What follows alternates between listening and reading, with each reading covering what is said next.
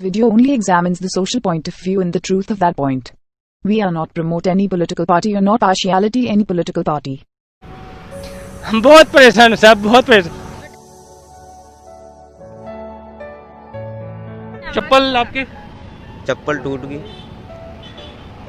तो एक काम कीजिए, आप मेरा वाला आएगा पहन के देखिए, ये आएगा तो आप पहनिए।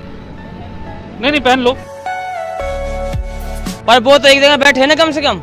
अरे उनको कम से कम सोचना चाहिए कि कम से कम परेशानी जैसे गरीब आदमी है उनको कुछ करें तो करना तो चाहिए। हम लोग भी भूखे रहते हैं, एक बार मिल गया खा लिया, नहीं मिला तो भूखे सो रहे। सरकार कुछ कर भी नहीं रही हमारे पास। क्या यहाँ पे काम धंधा था, मजदूरी है, काम धंधा कर लेते, रोज बच्चों को खिला लेते। अब यहाँ पे 2 महीने से कौन दे रहा है हमारे लिए? वो कोई नहीं दे रहा है। घर में कह देते हैं सरकार दे रही, वो दे रहा है, कोई नहीं दे रहा है बच्चों के लिए। ये भी कहता 2500 रुपया टिकट, 2500 रुपया। अब मियाँ बीवी में 5000 रुपया हम कहाँ से लाएंगे? 7 month woman, pregnant woman is on the road walking for the last wear. सरकार हम लोग को बोला जितना मजदूर गरीब है सब आएगा।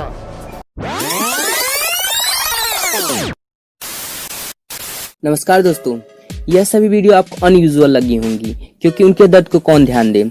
ये लोग आम आदमी तो है नहीं, ये तो माइग्रेंट वर्कर हैं। हमें अपना दर्द होता है, लेकिन उनके दर्द को किस कैटेगरी में डाइवर्सिफाई करें? आजकल के जो लोग कीवर्ड चला रहे हैं, प्रवासी लोग या माइग्रेंट, उसी कीवर्ड से निकले लोग हैं। ध्यान देने वाली बात यह है कि जिस वक्त टिकटॉक और यूट्यूब चल रहा था उस वक्त भी कुछ ऐसे जागरूक लोग थे जो पलायन को हाईलाइट करके ध्यान खींचने का प्रयास कर रहे थे। तो साथ ही कुछ ऐसे भी लोग थे जो यह कहकर नकार दिया कि यह काम हमारा नहीं है या हम इसमें क्यों इंटरफेयर करें, यह तो गवर्नमेंट का काम है तो गवर्नमेंट करे या इसे गवर्नमेंट देख लेगी। और देखते ही देखते यह एक बड़े क्राइसिस का हिस्सा बन गया तथा प्रवासी भारतीयों का अपने ही देश में पलायन काफी कष्टकारक हो गया। इसके साथ ही गवर्नमेंट की विफलताओं को देखने का मौका मिल सका। इस वीडियो में हम गवर्नमेंट की विफलताओं को कवर करेंगे जिसको इम्प्लीमेंट करके असुरक्षित पलायन को रोका जा सकता था। इन सभी से यह सारे प्रश्न उठते हैं।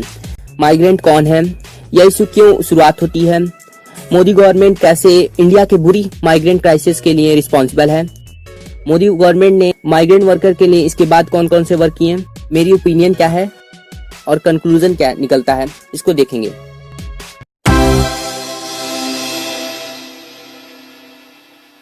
United Nations Convention on the Protection of the Right of All Migrant Workers and Members of Their Families के अनुसार प्रवासी कार्यकर्ता शब्द एक ऐसे व्यक्ति को संदर्भित करता है जो एक राज्य में सक्रिय गतिविधि में लगे हुए हैं या राष्ट्रीय गतिविधि में लगे हुए हैं। देखने वाली बात यह है कि मानव पलायन पूरे विश्व में एक समान है। प्रवास एक व्यक्ति से लेकर परिवार विशाल समूह के रूप में होता है। यदि आप सोच रहे हैं कि घुमंतु लोग को मानव पलायन की श्रेणी में रखा जाता है तो ऐसा नहीं है, क्योंकि ये एक में बसने की इरादा नहीं रखते हैं। ये लोग सीजन के अनुसार एक स्थान से दूसरे स्थान जाते हैं या यूं कहें ये सीजनल होते हैं।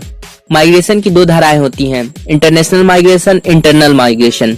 इंटरनल माइग्रेशन की भी 2 धाराएं होती हैं, inter state migration, inter district migration. 2011 के वर्ल्ड बैंक के माइग्रेशन रिपोर्ट के अनुसार 21.5 करोड़ से अधिक लोग यानी दुनिया की 3% आबादी अपने जन्म स्थान के देश से बाहर रहते हैं। सेंसस 2011 के अनुसार अगर भारत में टोटल माइग्रेंट पीपुल की बात करें तो वह 454 मिलियन अर्थात 37 पर सेंटीमीटर पर माइग्रेंट पीपुल पॉपुलेशन पाया जाता है, जबकि ऐसा अनुमान है कि 2021 तक यह 550 मिलियन को क्रॉस कर जाएगा। अब बात आती है मानव पलायन के प्रभाव और नुकसान की। जनसंख्या का संतुलन में बदलाव, प्रवास के कारण हर प्रकार की जाति का एक दूसरे जाति से मिलाप होगा और लोगों में एकता बढ़ेगी और पूरी दुनिया में बहुसंस्कृति जनसंख्या का विस्तार होता है। संस्कृति के मिश्रण से भेदभाव बढ़ना, अलग अलग जाति के और संस्कृति के मिश्रण से भेदभाव बढ़ता है, जिसका परिणाम यह होता है कि हर जगह एक दूसरे की संस्कृति के खिलाफ विरोध और लड़ाई झगड़े शुरू हो जाते हैं और नंबर ऑफ क्राइम इंक्रीज होने लगता है।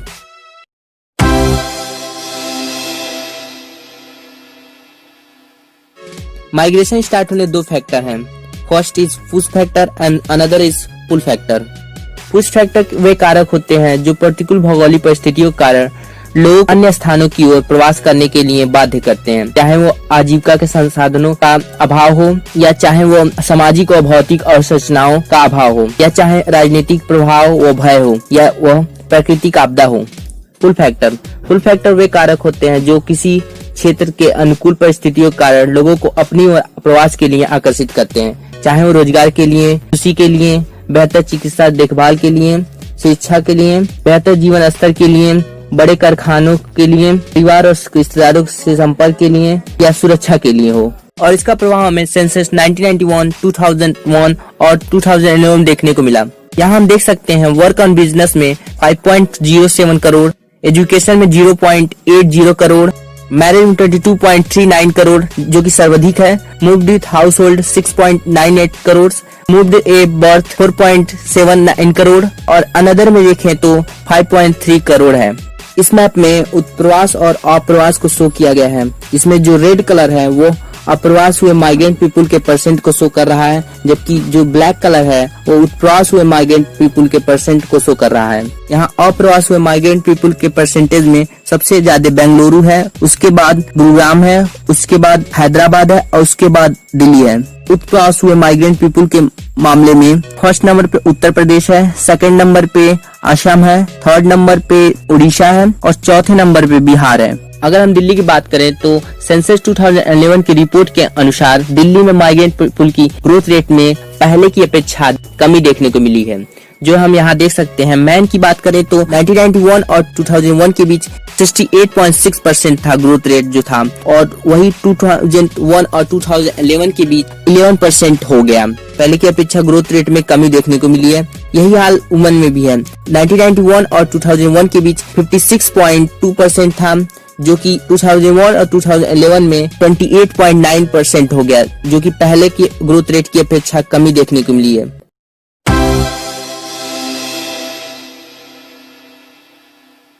भारतीय राज्य के प्राकृतिक आपदाओं के दौरान राहत कार्य को प्रबंधन का दशकों का अनुभव है। मोदी सरकार ने कोरोना वायरस को महामारी को एक आपदा मानती है, इसीलिए आपदा अधिनियम लागू किया ताकि राज्य सरकार के अंतर्गत आने वाले क्षेत्रों को भी व्यापक स्तर पर आदेश जारी करने के लिए खुद को असाधारण शक्ति प्रदान की जा सके।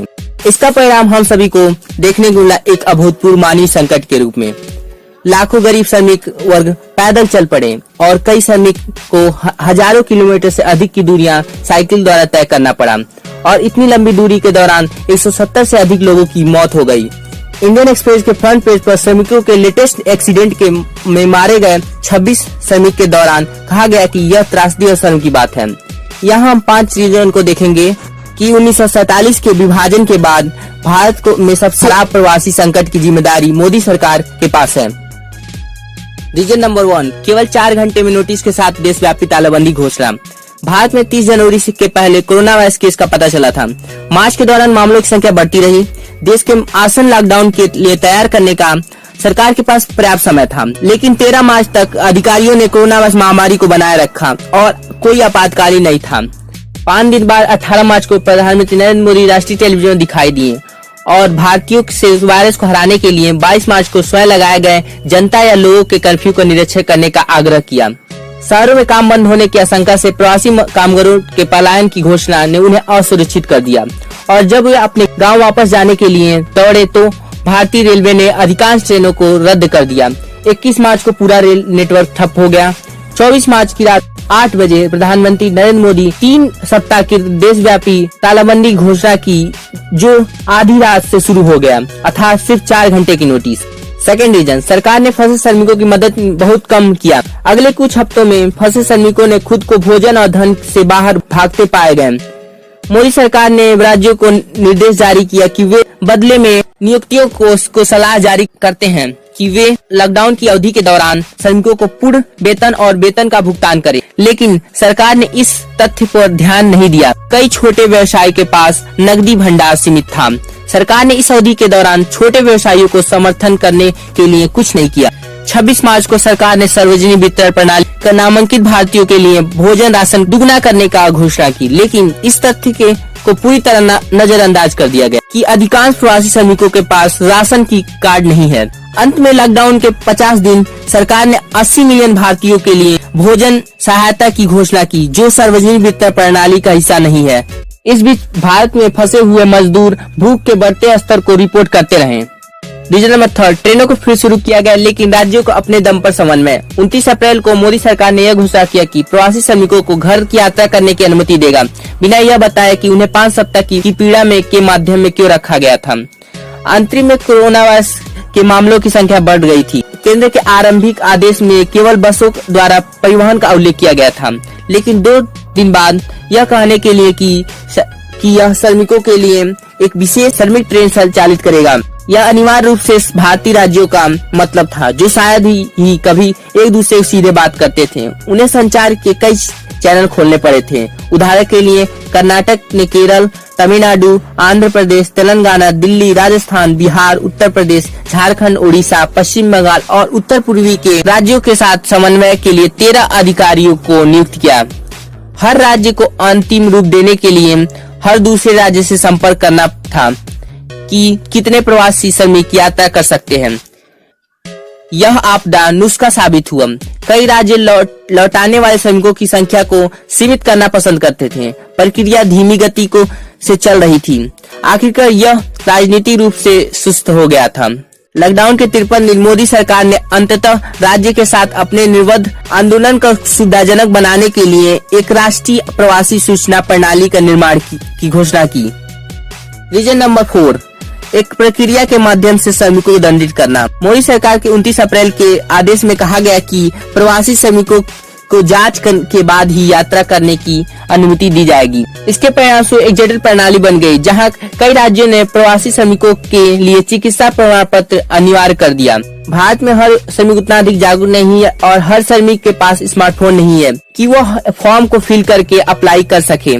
फिर प्रश्न उठता है, मोदी सरकार मजदूर वर्ग के भारतीयों के लिए यह प्रक्रिया सरल क्यों नहीं किया? आपकी क्या राय है? कमेंट में बताइए। रीजन नंबर 5, निराश्रित श्रमिकों से किराया लेना।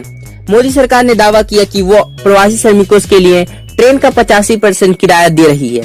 यह बिल्कुल सही नहीं था।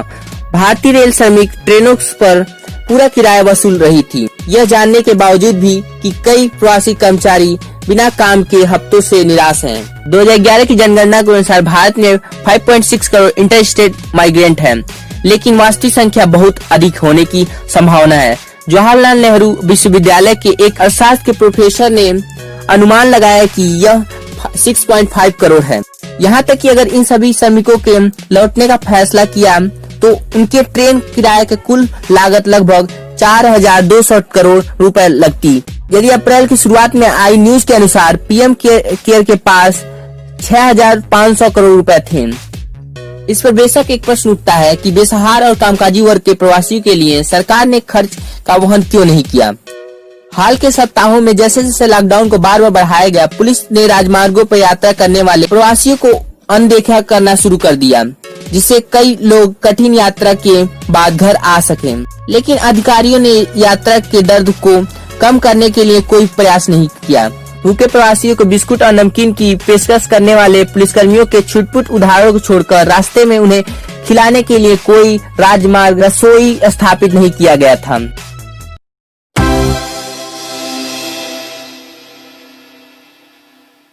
हम ऐसा नहीं कर सकते कि सेंट्रल गवर्नमेंट ने कुछ नहीं किया है या नहीं कर रही है। बहुत से ऐसे वर्क हैं जो मोदी गवर्नमेंट ने माइग्रेंट वर्कर के लिए किया है। इसमें शामिल है मनरेगा के तहत रिटर्न आने वाले माइग्रेंट वर्कर के लिए जॉब प्रोवाइड कराना। नेशनल फूड सेक्रेटरी एक्ट 2013 के अनुसार 1 महीने के लिए 5 kg फूड ग्रेन और 1 kg चना हर व्यक्ति को देना। माइग्रेंट या लेबर के लिए शहरों में प्रधानमंत्री आवास योजना शुरू कराना।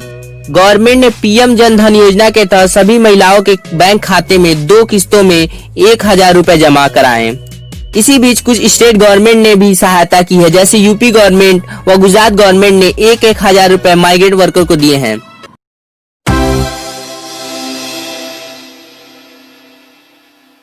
जिस वक्त माइग्रेंट क्राइसिस को रोकना चाहिए था, उस वक्त हमारी government state to central, state to state व सेंट्रल टू स्टेट खेल रही थी। उस वक्त उन्हें प्लान बनाने चाहिए थे कि कैसे इसे रोका जाए, न कि एक दूसरे को ब्लेम करना चाहिए था। फ्यूचर में इस प्रकार के क्राइसिस से बचने के लिए गवर्नमेंट को निम्न बिंदुओं का ध्यान देना होगा। फर्स्ट, किसी भी स्टेट से वर्क करने के लिए जाने वाले माइग्रेंट वर्कर के नंबर को फिक्स करना होगा। सेकंड, स्टेट्स और सेंट्रल गवर्नमेंट के बीच के समन्वय को बनाना होगा, जिससे लैक ऑफ ट्रांसपेरेंसी कंडीशन ना आए।